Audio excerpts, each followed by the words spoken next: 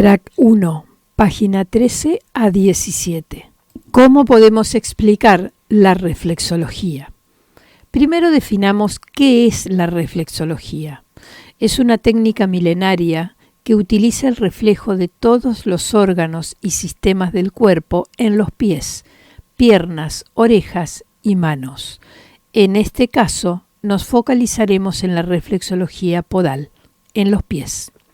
Durante el desarrollo embrionario, los tejidos de los pies provienen de todas las zonas del tubo neural en formación, o sea, desde la base del cráneo hasta la zona coxígea, por lo que podemos decir que cada parte del organismo tiene su representación en los pies.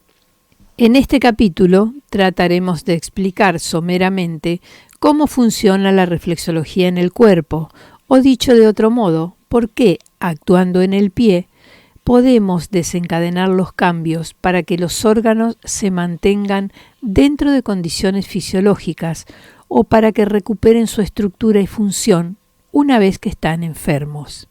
Primero hablaremos un poco de la célula, figura 5, y para justificar el proverbio como es arriba es abajo y viceversa, compararemos a la célula con el organismo humano. La célula, vista como una unidad funcional y estructural aislada, consta de diferentes pequeños órganos que serían el símil a los órganos del cuerpo humano. Así, por ejemplo, membrana celular sería lo que es la piel, las diferentes serosas y los órganos de los sentidos en el cuerpo humano, y es la que va a permitir la entrada y salida de diferentes sustancias que nos traen información y que al mismo tiempo llevan información de la célula. Podemos decir que es el filtro y receptor. También los diferentes organitos están cubiertos por membranas que cumplen la misma función. Recordar que en el cuerpo humano la piel es el órgano más grande y, en mi opinión, es parte del sistema nervioso, una prolongación del sistema nervioso periférico. Así que para que la célula viva, necesita interactuar con el medio para recibir y emitir información. Mitocondrias. Podríamos decir que es el aparato respiratorio de la célula. Acá es donde se van a metabolizar las diferentes materias primas energéticas y estructurales para formar dióxido de carbono, que va a salir de la célula como desecho, agua, que va a entrar o salir en dependencia de las necesidades de la célula, y adenosina trifosfato, o sea, el ATP, que va a ser la principal fuente de energía. Pasamos a los lisosomas. En este caso, estaríamos hablando del estómago de la célula, ya que este organito posee poderosas enzimas para desintegrar las diferentes sustancias que entran a la célula y los elementos que ya a la célula no le sirven. Microtúbulos y microfilamentos funcionarían como el esqueleto de la célula que le permite cambiar de forma. Son parte de la estructura interna de los cilios y filamentos e intervienen en la división celular y transporte intracelular de sustancias. Centríolos serían el aparato reproductor, junto con el núcleo celular, encargado del movimiento de los cromosomas durante la división celular. Ribosoma y aparato de Golgi cumplirían las funciones del hígado, ya que el ribosoma es donde se van a sintetizar las diferentes proteínas, como las enzimas y las hormonas, mientras que en el aparato de Golgi es donde se almacenan las proteínas y se van a formar diferentes sustancias. Núcleo.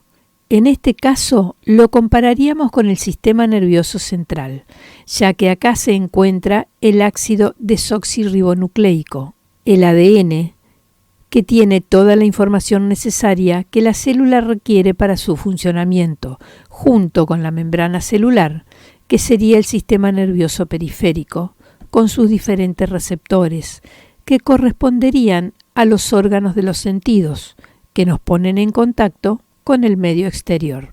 Cada célula en el organismo tiene una función específica que depende del medio en el que se desenvuelve, por lo que de toda la información en forma de genes que tiene el ADN, solo usa o se manifiesta una pequeña parte que depende de este medio en el que se encuentra.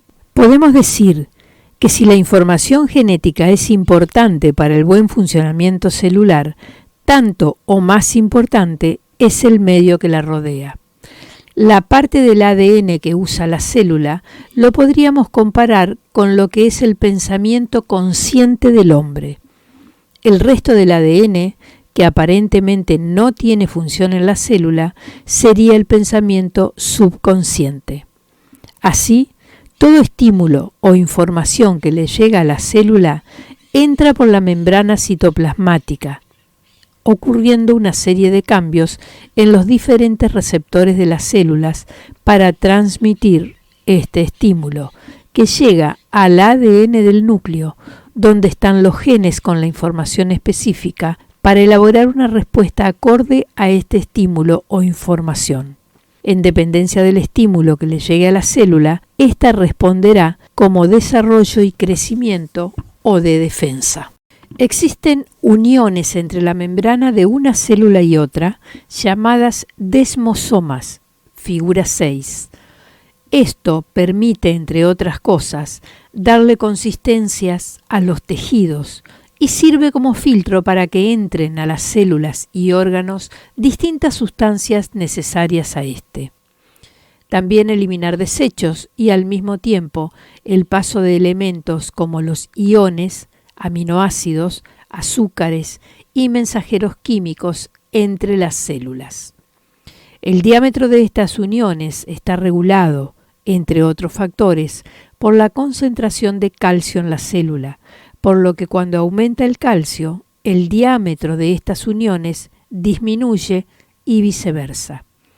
Así que cuando aumenta el calcio, disminuye la comunicación entre las células. Sabemos que el calcio es un elemento fundamental en la contracción de los diferentes tejidos. Por lo tanto, cuando aumenta este elemento, aumenta la contracción de la célula y de los tejidos. De aquí la importancia de lograr la mayor relajación posible de todos los tejidos del cuerpo cuando trabajamos en reflexología, para permitir que los estímulos que estamos aplicando viajen a la dirección y a la velocidad requerida para obtener los mejores resultados del trabajo.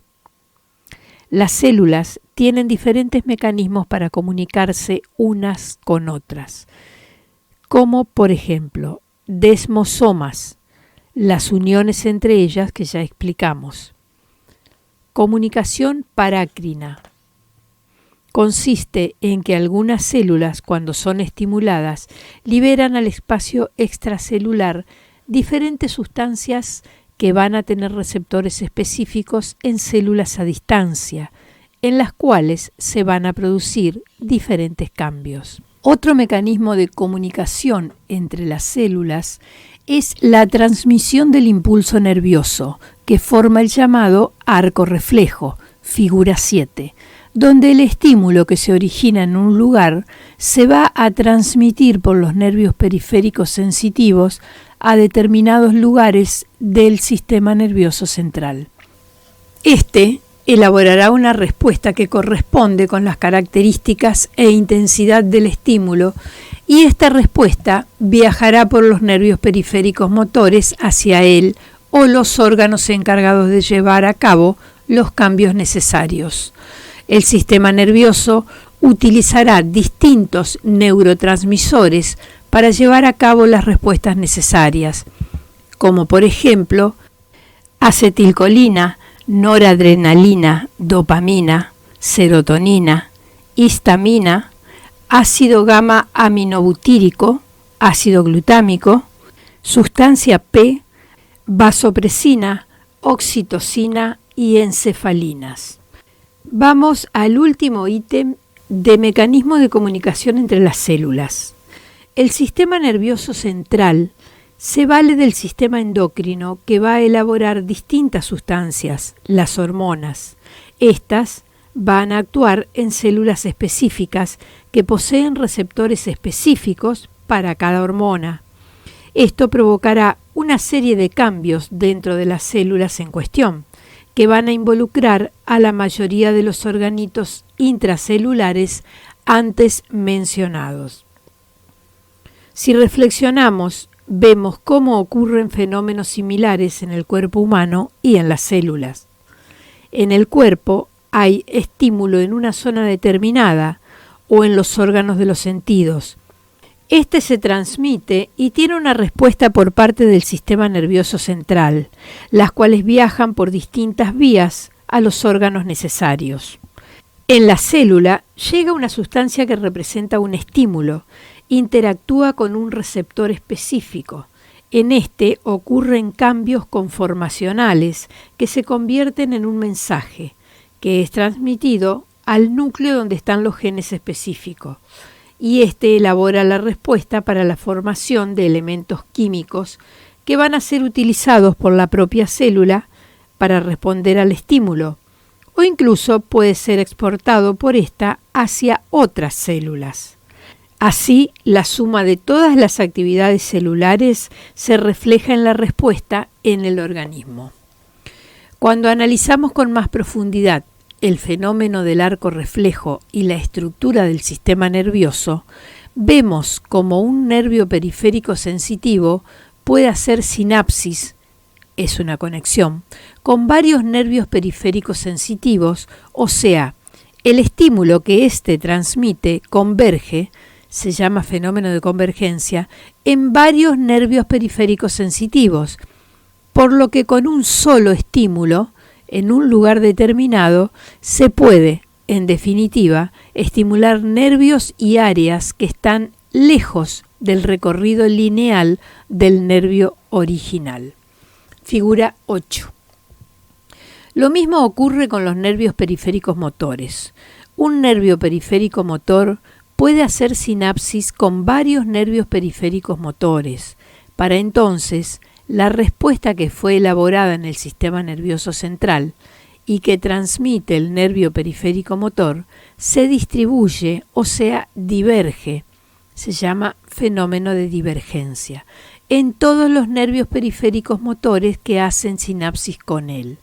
Así, la respuesta elaborada por el sistema nervioso central, que en un principio debería ser transmitida por el nervio periférico motor hacia el órgano o el área de donde vino el estímulo, termina transmitiéndose hacia zonas lejanas de este, pero que están conectadas al área original, o sea, de donde vino el estímulo, por la red nerviosa divergente. De este modo, podemos explicar en parte por qué estimulando un área responden otras. Otra forma de explicar este fenómeno es la representación cortical de todo el organismo en la corteza cerebral. En el lóbulo parietal se encuentra el área sensitiva primaria. En dicha área se representa milímetro a milímetro cada zona del cuerpo humano. Esta representación no es uniforme para todo el cuerpo, sino que está en dependencia del uso y la importancia que presenta cada órgano o zona.